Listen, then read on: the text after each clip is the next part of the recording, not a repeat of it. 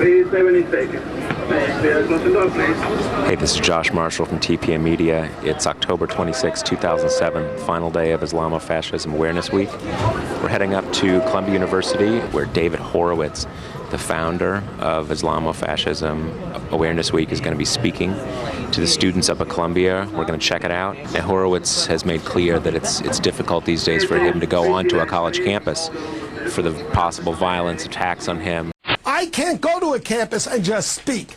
I can't have a civilized discussion. I have to have bodyguards. I have to have campus security. He has to bring bodyguards, a lot of security. There's various leftists attacking his message, standing up against Islamofascism. So we're going to go up there, check out the speech, talk to the protesters, see if there's any violence, any attacks planned on Horowitz, and we'll tell you what we find out.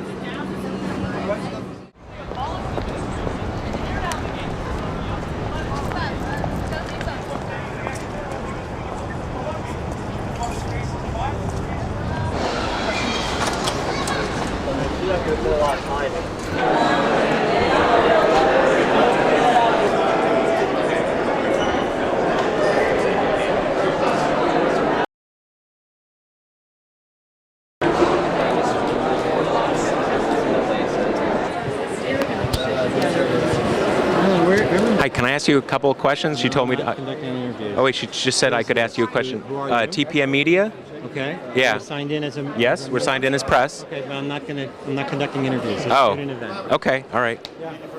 Too bad. Can we get through here? Have you checked in? Yes, we've checked in. Okay, then you can get in. Thanks. Okay. Where are you guys going? TPM Media Press, we're signed in. Okay. Well, okay. Well, we don't know. I don't know. They're clear. Yeah, you signed us in. Thanks. Thanks. Hi. Sorry. Hello. So we're here just before the main event, Islamofascism Awareness Week. David Horowitz going to be speaking. As you can see, it's a packed house. We're here at the Lerner Auditorium, Columbia University.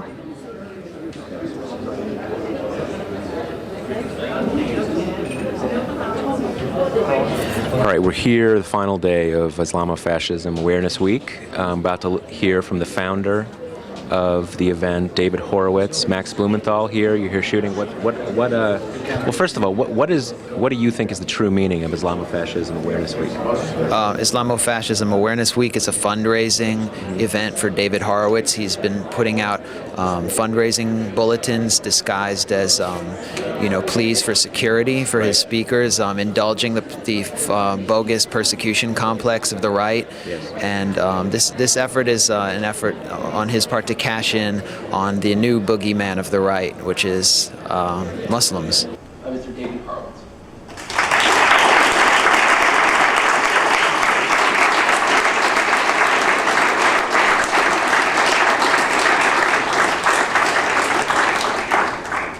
Thank you.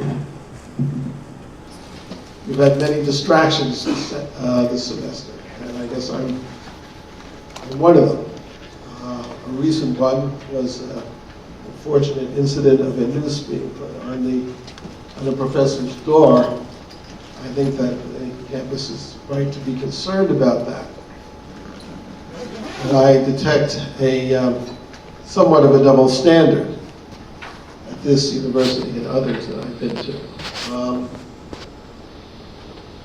In that nooses have been put figuratively on the doors of the college Republicans here who have invited me, and of course there's always a noose over my head by a national hate campaign which has been organized by radical Muslim groups and radical leftist groups. And it has been attacked by a left which went out in very large numbers to save Saddam Hussein and is now actively working to save, to protect the nuclear program of the Persian Hitler, Ahmadinejad. Why is the term Islamofascism appropriate? Well, it is first of all for an analytic reason. We could have called it Islamic Nazism, but that certainly would have revved up the atmosphere instead of cooling it down. Now, Horowitz has said that the hate towards him on campus is so extreme that he needs to come to these events with bodyguards, a heavy security presence. Have you seen, you follow these things, have you seen a lot of attempts to do him physical harm? No one wishes Horowitz any physical harm, and people wouldn't know who he was if he didn't do these events to provoke people. I can't go to a campus and just speak. I can't have a civilized discussion. I have to have bodyguards. What do we mean by that? We mean that it seeks to control every aspect of a person's life. Authoritarian dictators, they may be bad, they may kill people, but basically they kill people who challenge them. By the way, you call somebody a racist, it's a verbal equivalent of a bullet. Nobody wants to be called a racist, so what happens on a university campus? You all know what happens is you stay away from issues.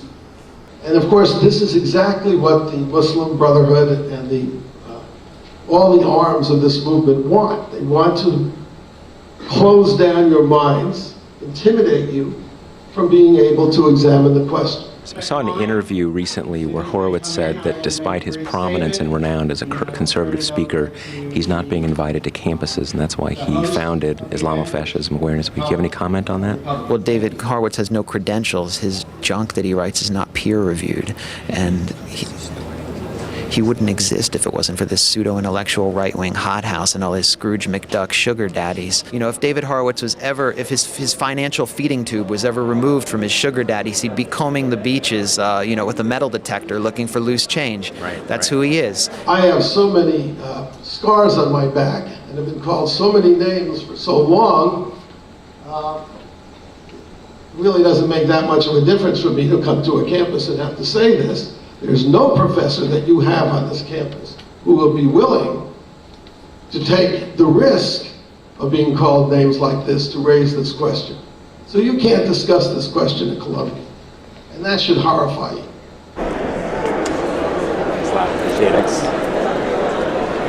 Wow. That's pretty brutal. I can't imagine an hour and a half of that. He's far more whack than I remember him. Is this like Horowitz's limo or something like that? We hope so, but Is no. that It's probably a decoy, let's be honest. Right. Are you a student here? I am. You here? What's your name? David. David?